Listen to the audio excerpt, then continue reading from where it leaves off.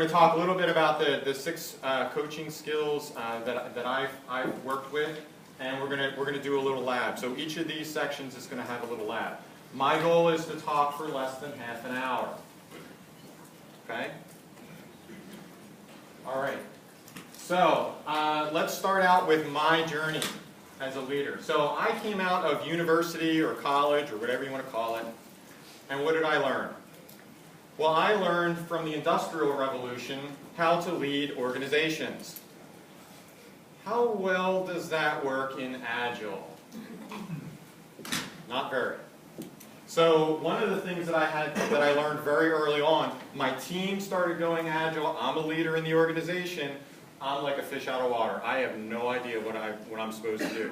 I actually wrote to Ken Schwaber and said, Ken, what do managers do? He said, there are no managers. For purposes of feeding my family and self-preservation, that didn't really fly well with me. So one of the things that I embarked upon was growing out of that controlling manager position and becoming an empowering leader. How do I become an empowering leader? What does that mean? How do I get there?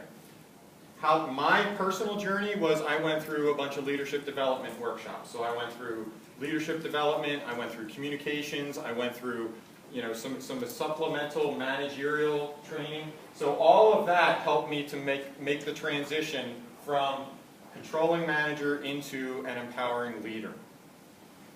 For everybody who's taking pictures, these slides will be available for you. If you're just lazy like I am and you don't download them, then feel free. Okay? So that was the first step in my transition, was to say, hey, this manager stuff just doesn't fly. I'm not inspiring my team. I need to move and shift into something different. Training got me there. Okay? The second thing that I came upon was servant leadership. How many people here have not heard of servant leadership? Okay, so servant leadership was originally founded by Robert Greenleaf. He created the Greenleaf Foundation. If you look at a lot of the writings, anybody on LinkedIn? Okay, so if you join some of the discussion forums for Agile on LinkedIn, they talk a lot about servant leadership and how Scrum Masters should be servant leaders. That paradigm needs to be extended to our frontline managers. They need to also be servant leaders. And so I highlighted a couple of things here that I just want to bullet point real quick for you. The first, these are items that I have found that empowering leaders, Agile leaders need, they must have in order to be successful. First, listening intently to others. We need them to be able to hear. They need to listen for what is said and what's not said. They need to be able to have an awareness. They need self-awareness. They need to know where they are. They need to know where they are emotionally. Anybody heard of emotional intelligence? Okay, so a keen sense of emotional intelligence so that they know where they are and then they can respond appropriately to other people. That's one of the key components for emotional intelligence. So awareness of myself and awareness of others. I also need to be able to articulate the vision. What's the vision of our organization? What's the vision of our project or our product or whatever it is that we're working on? So I need to understand what that vision is. And I need to be able to articulate it to other people in order to enroll people into our cause. Stewardship by serving others. So here we're talking about being able to serve others. How do we serve others? We solve problems for them. We also work on career progression. What's next for you? How do we challenge you? How do we make sure that you, as an employee, as an associate in our organization, how do we make sure you're fulfilled in what it is that you're doing every day? Okay? Make sense? So again, I just highlighted some that are very pertinent to me for an Agile leader. The next step that I took on my personal journey was I read the book Good to Great. Anybody here read the book Good to Great? Okay. It was an awesome book. And in there, Jim Collins mentions basically what attributes a level 5 leader has. And a level 5 leader, for those of you who haven't read it, a level 5 leader is somebody who can create an enduring vision, an enduring ability to deliver over time, and not within their own time there, but also extend it beyond when they move on into another organization or retire or get their golden parachute or whatever it is. Okay? So the level 5 executive is somebody who has these leadership characteristics. Ambition for the company, not for themselves.